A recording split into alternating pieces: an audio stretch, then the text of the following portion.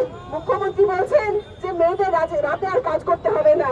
আমি বলবো না, আমাদের সমাজে ছেলেরা যা যা কাজ করে মেয়েরা সেই সমস্ত কাজ করবে। দিনে করবে, দুপুরে করবে, রাতে করবে, সব সময় করবে। আপনি পুলিশকে ঠিক করুন, আপনাকে বলতে হবে না মেয়েরা কখন কাজ করবে আর কখন করবে না।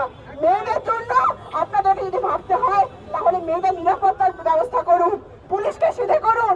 কেন কেন আরজি করে ঢুকে 7,000 গুন্ডা প্রমাণ লোপাট করতে গেল? আপনার পুলিশ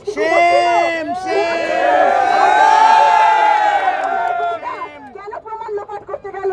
আপনারা আন্দোলনকারীদের ধরে ধরে জেলে ভরছেন, তাদের বিরুদ্ধে এফআইআর করছেন, তাদেরকে রায়বাজারে ডেকে পাঠাচ্ছেন। আর আপনারা একটা হাসপাতালে এমার্জেন্সি ওয়ার্ডে নিরাপত্তা ব্যবস্থা রাখতে পারেন না।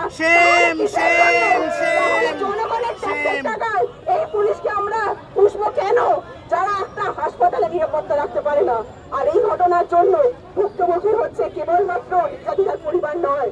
এই আরজি করে আমাদের উত্তর 24 পরগনা জেলা থেকে প্রতিদিন হাজার হাজার মানুষ চিকিৎসার জন্য যায়, তাদের চিকিৎসা হচ্ছে না এই ঘটনার জন্য। তার দায় স্বাস্থ্যমন্ত্রী হিসেবে মমতা ব্যানার্জিকে নিতে হবে। আমরা জানি গ্রামীণ যে হাসপাতালগুলো, দেগঙ্গার যে বিশ্বনাথপুর হাসপাতাল, সেইখানে একটা সামান্য কিছু কোনো সমস্যা হলে পাঠিয়ে দেওয়া হয় বারাসাত নয় আরজি করে। কেন গ্রামীণ হাসপাতালগুলোর ব্যবস্থা ঠিক হবে না? কেন একটা কাটাছেঁড়া হলেও, একটা সামান্য অ্যাক্সিডেন্ট হলেও আরজি করে কি ভর্তি হতে হবে? কেন গ্রামীণ উপস্বাস্থ্য কেন্দ্র, কেন প্রাথমিক স্বাস্থ্য কেন্দ্রের চিকিৎসা ব্যবস্থা ভালো থাকবে না? সেই প্রশ্ন আজকে এই ঘটনার সঙ্গে উঠে উঠছে। আজকে আরজি করে নির্যাতিতার বিচার শুধুমাত্র একটি ধর্ষণের বিচার নয়, কারণ আমরা পরিস্পষ্ট বুঝতে পারছি এর পেছনে কোনো গভীর ষড়যন্ত্র আছে।